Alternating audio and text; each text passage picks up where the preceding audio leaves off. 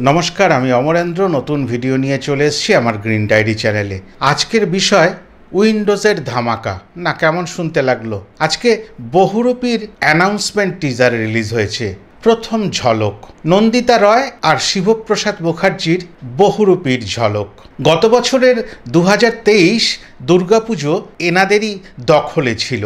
প্রথমে একটু ব্যাকফুটে খেললেও পরবর্তী সময় সবাইকে পিছনে ফেলে দাপিয়ে বেরিয়েছে দুর্গাপুজো এবং দুর্গাপুজোর পরবর্তী ওই ফেস্টিভ সিজনটায় রক্তবীজ। বহুরূপী গল্প লিখেছেন দুজনে মিলে, স্ক্রিন প্লে নন্দিতা রায়, ডায়লগগুলো লিখেছেন শিবপ্রসাদ নিজেই।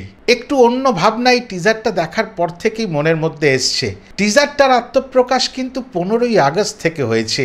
আমরা যখন বড় পর্দায় অন্যান্য সিনেমাগুলো দেখতে যাচ্ছিলাম, প্রথমে এই টিজারটা দেখা যাচ্ছিল। আর যতবার টিজারটা দেখেছি, সমস্ত কিছু বাদ দিয়ে এর ব্যাকগ্রাউন্ড মিউজিকটা আমাকে বড় বেশি ছুঁয়ে যাচ্ছিল। শুধু মনে হচ্ছিল এ যেন কিছু একটা ঘটাতে চলেছে, অঘটন। খুব ভালো কিছু যে ঘটাবে সেটার আভাস কিন্তু বেশি পাওয়া যাচ্ছে না। টিজারটির মধ্যে যত কিছু আছে একটু রক্ত ঝরানো, ঘাম ঝরানো বিষয় রয়েছে, আর সেটাই সম্ভবত এই বহুরূপী গল্পের মূল আকর্ষণ। টিজারের শুরুতেই বলা হচ্ছে দুটো গোষ্ঠীর মধ্যে যুদ্ধ। দুটো গোষ্ঠীর মধ্যে যুদ্ধ, তার মানে দুটি প্রধান আছে। দুটি প্রধানের অন্তর্গত কিছু মানুষজন আছে যারা একে অপরকে একেবারে লড়াকু মনোবৃত্তি নিয়ে পুরো সিনেমা জুড়ে আক্রমণ করবে। আর ওই আক্রমণের ধারকে একেবারে নিষ্ফল করে তুলবেন আবির চ্যাটার্জি, ওয়েস্ট বেঙ্গল পুলিশের একজন অফিসার। পোশাক পরেই তাকে দেখতে পাচ্ছি। পোস্টার লঞ্চ হয়েছিল 5th of August, আর 15ই আগস্টে তো বললাম যে বড় পর্দায় আমরা গিয়ে প্রথম টিজারটি দেখি। আর আজকে 28শে আগস্টে এসে আমরা পেলাম টিজারটা সোশ্যাল মিডিয়াতে টিজারটি আসার পরে যারা বাংলা সিনেমার একেবারে পোকা বলা যায়, আর তারা যারা শিবপ্রসাদ আর নন্দিনীর এই জুটির সিনেমা দেখতে ভালোবাসেন, আর তারা যারা উইন্ডোজের প্রোডাকশন দেখতে ভালোবাসেন, তাদের ঢল নেমেছে উইন্ডোজ যেখানে এই টিজারটি আমাদের কাছে পৌঁছে দিয়েছে সোশ্যাল মিডিয়ার তার কমেন্ট সেকশানে। এই প্রি টিজারটির মধ্যে কোনো জায়গায় খামতি খুঁজে পাওয়া যাচ্ছে না। খুব সামান্য সময়ের টিজার, আর তার মধ্যেই অনেক বড় একটা গল্প যেন লুকিয়ে আছে মনে হচ্ছে। প্রথম প্রশ্ন, বহুরূপীটা কে?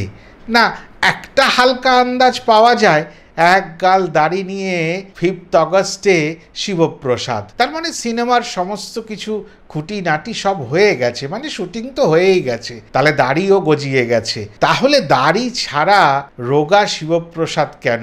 অনেকটা শরীরকে ঝরিয়েছেন এই সিনেমাটা করবার জন্য। আর উনি একটি কথা বলেছেন ওই পোস্টার রিলিজ অনুষ্ঠানে, আমাকে সেই কথাটা বেশ ছুঁয়ে গেছে। সেই কথাটি হচ্ছে, নন্দিতাদি আমার 50তম জন্মদিনে এই চরিত্রটি গিফট করেছে। এইখান থেকেই বোঝা যায় যখন একগাল দাড়ির মানুষটা দাড়ি পুরো কেটে ফেললো, তাহলে বহুরূপী চরিত্রটা শিবপ্রসাদেরই। তাহলে অনেকগুলো তার মধ্যে শেড পাবো। যখন পোস্টারে আত্মপ্রকাশ হয় শিবপ্রসাদের ছবি দিয়ে, সেই ফার্স্ট লুকে আমরা যেটা দেখতে পাই, ছবির পেছনে একটা ব্ল্যাকবোর্ডে মানে কর্মকাণ্ডর লেখা রয়েছে, যেরকম আমরা কোনো স্কুলে চক দিয়ে লেখা দেখি ব্ল্যাকবোর্ডের ওপরে। তার মধ্যে খুন, রাহাজানি, এইটা চুরি, ওইটা চুরি, সমবায় ব্যাংক লুণ্ঠন, সব কিছু লেখা রয়েছে। তাহলে এই সমস্ত কাজকে সংগঠিত করবেন, মানে নেগেটিভ চরিত্র করবেন শিবপ্রসাদ? এটা কিন্তু একটা লাখ টাকার প্রশ্ন। সাথে আবির চ্যাটার্জি রয়েছেন, আর আবির চ্যাটার্জি আর শিবপ্রসাদের এই জুটি অনবদ্য। তবে এখানে দুটো প্রেম প্রণয়ের গল্প পাশাপাশি প্যারালালি চলবে, একটা আবির আর রীতাভরির, আর একটা শিবপ্রসাদ আর কৌশানীর। এবার দেখে নি এই যে 4টে মুখ্য চরিত্রের কথা আপনাদের সামনে তুলে ধরলাম, তারা কি কি করছে এবং তাদের ওই চরিত্রগুলোর নাম কি। আবির চ্যাটার্জি সুমন্ত ঘোষাল, ওয়েস্ট বেঙ্গল পুলিশের একজন দাপুটে অফিসার। রীতাভরি চরিত্রের নাম পরি, সম্ভবত একজন নৃত্যশিল্পী। আমার কাছে সেটাই ধরা দিল। আর তাদের সামান্য একটু প্রেমের দৃশ্য এই টিজারের মধ্যে দেখতে পাচ্ছি। আবির চ্যাটার্জি পেছনে পুলিশের পোশাক পরে রীতাভরিকে দোলনায় চড়াচ্ছেন। অদ্ভুত একটি দৃশ্য। জঙ্গলমহলের একটি দৃশ্য ফুটে উঠছে। সম্ভবত বীরভূম বা বর্ধমান ডিস্ট্রিক্টের এটাই শুটিং স্পট বলে ধরে নেওয়া যাচ্ছে। কেননা একটা গাড়ির পেছনে দেখা গেল রাস্তার ধারে ওয়েস্ট বেঙ্গল গভর্নমেন্টের ফলকটি সম্ভবত কোনো ফরেস্ট ডিপার্টমেন্টের। এবার আসি বাকি দুটি চরিত্র। শিবপ্রসাদ এখানে বিক্রমের চরিত্রে অভিনয় করছেন, আর ওই যে বললাম উনিই বহুরূপী সম্ভবত, আর কখন যে কি করবেন সেটাই ধরার কাজ আবির চ্যাটার্জির। সাথে কৌশানী, চরিত্রের নাম ঝিমলি, সম্ভবত কুমোরের ঘরের মেয়ে। মাটির জিনিস তৈরি করছেন এরকম একটা দৃশ্য, এবং তাতে শিবপ্রসাদ পিছনে জড়িয়ে বসে আছেন সেরম দৃশ্য দেখা যাচ্ছে।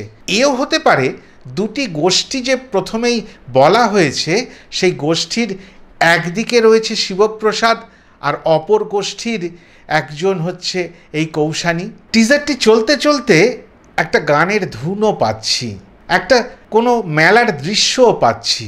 সেখানে যে একটি মুখোশধারী ভদ্রলোক দূরে দাঁড়িয়ে আছেন, আবার শেষে টিজারে একটি মুখোশ কেউ খুলতেও খুলে দেখাচ্ছে না।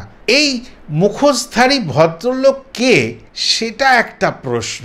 কেননা ওই শেষের দৃশ্যে যে মুখোশটা খোলা হচ্ছে সেখান থেকে কিন্তু এই পাশ থেকে পাকা চুল বা দাড়ি বেরিয়ে আসছে।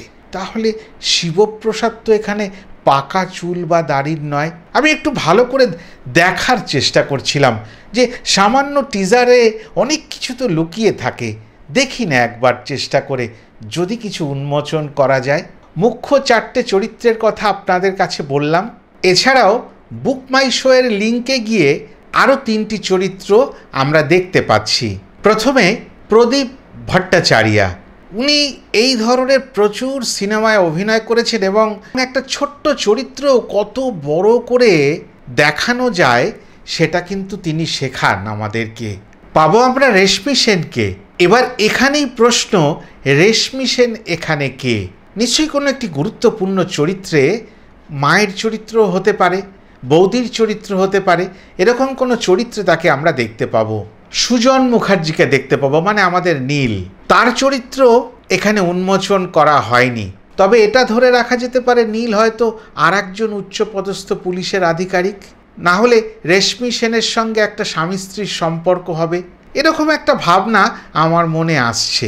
যতগুলি দৃশ্য আমাদের সামনে উঠে এসছে এই সামান্য টিজারটির মধ্যে, একেবারে গ্রাম্য পরিবেশ কিন্তু পুরোটা নয়। মাটির বাড়ি দেখা যাচ্ছে, কিন্তু বাকি বাড়িগুলো সবই পাকা বাড়ি।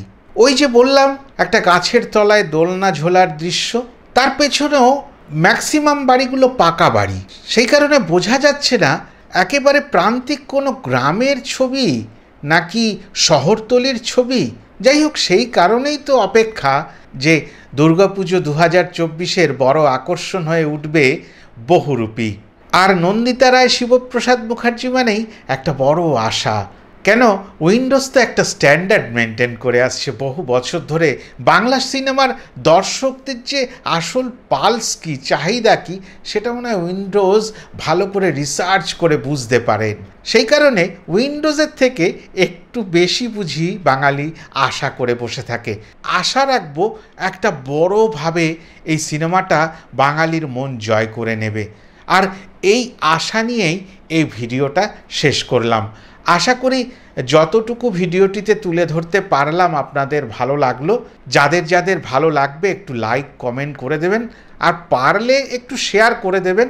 আর যারা এখনও আমার চ্যানেলটিকে সাবস্ক্রাইব করেননি দয়া করে সাবস্ক্রাইব করে নেবেন।